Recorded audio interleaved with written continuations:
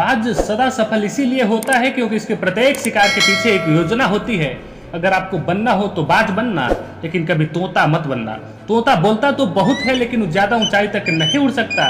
बाज बोलता बहुत कम है लेकिन सबसे ऊंचाई पर उड़ता है और बाकी पक्षियों का राजा होता है। आज मैं 5 ऐसे पॉइंट्स बताऊंगा जो कि हर इंसान को बाज से सीखना चाहिए और लाइफ की बहुत बड़ी लर्निंग है इन 5 पॉइंट्स में।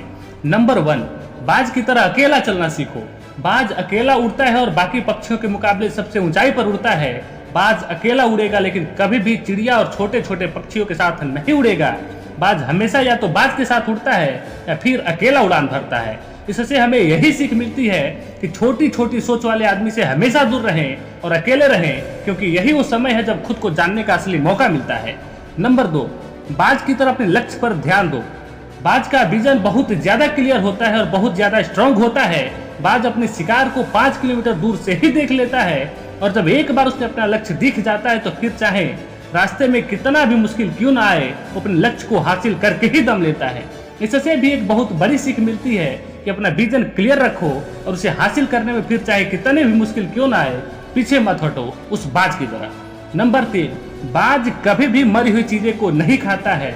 बाज कभी भी मरे हुए जानवर को नहीं खाता है, वो हमेशा जिंदा शिकार करता है। और इससे हमें यही सीख मिलती है कि ये जो हमारा पास्ट है वो मर चुका है, तो अपने उस मरे हुए थॉट्स पर ध्यान मत दो और अपने आने वाली ताजी फ्रेश जिंदगी में ध्यान लगाओ। अपने पास्ट की पुरानी यादें जो तुम्हें तंग करती है तो उनको वही रहने दो जहां उसका जगह है। तुम्हारे पास्ट का जगह है पास्ट में, उसे प्रेजेंट में लाने का मौका मत दो। अगर एक बार तुम्हारा पास्ट तुम्हारे प्रेजेंट में आ गया तो तुम्हारा प्रेजेंट को कभी प्रेजेंट नहीं रहने देगा। तो पास्ट में तुम्हारे साथ कितना भी बुरा क्यों न हुआ हो, वो सब यादें और थॉट्स मर चुके हैं और उस बाज की तरह बनो जो कभी भी मरी हुई चीजें को नहीं खाता है। नंबर 4, मुश्किल समय में डरो नहीं। जब आंधी तूफान आती है तो बाज बहुत ज्यादा एक्साइटेड हो जाता है। जब बारिश होती है तो सारे पक्षी छिप करके बैठ जाते हैं, लेकिन बाज इकलौता पक्षी है जिसको बहुत मजा आता है। जब तेज हवाएं चलती है तो बाज उन हवाओं के सहारे और तेजी से ऊपर की ओर उठता है और ऊपर उड़ते उड़ते इतना ऊपर उड़ जाता है कि बादलों के ऊपर जाकर के पहुंच जाता है। इससे भी एक बहुत बड़ी सीख मिलती है कि मुसीबत में भी मजा ढूंढो। और नेपोलियन हिल ने एक बार कहा था कि हर बड़ी चुनौती अपने साथ में एक बहुत बड़ा अवसर लेकर के आती है। तो उस बाज की तरह तुम भी अपने अवसर को पहचानो और जिस दिन उस अवसर को पहचान लिया फिर सारी मुश्किलें तुम्हारे नीचे होंगी और तुम उन मुश्किलों के ऊपर खड़े होंगे।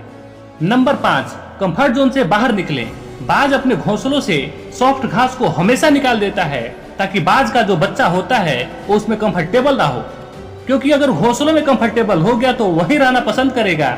लेकिन बाज ऐसा कभी होने नहीं देता है। बाज एक पक्षी है और उसे भी यह पता है कि कंफर्ट जोन में कोई ग्रोथ नहीं होता है, लेकिन हम तो इंसान हैं और इंसान होने के बावजूद कई सारे लोग इस बात को समझते ही नहीं है। आप जितना ज्यादा कंफर्ट जोन में रहोगे आपकी लाइफ आने वाले टाइम में उतना ही अनकंफर्टेबल होती जाएगी। तो दोस्तों, मुझे उम्मीद है कि बाज द्वारा बताए गए इन 5 लेसन्स में आपको कुछ न कुछ सीखने को जरूर मिली होगी। कमेंट्स करके जरूर बताइएगा कि आपको कौन सी सीख सबसे अच्छी लगी और अपने दोस्तों के साथ जरूर शेयर करिएगा। धन्यवाद।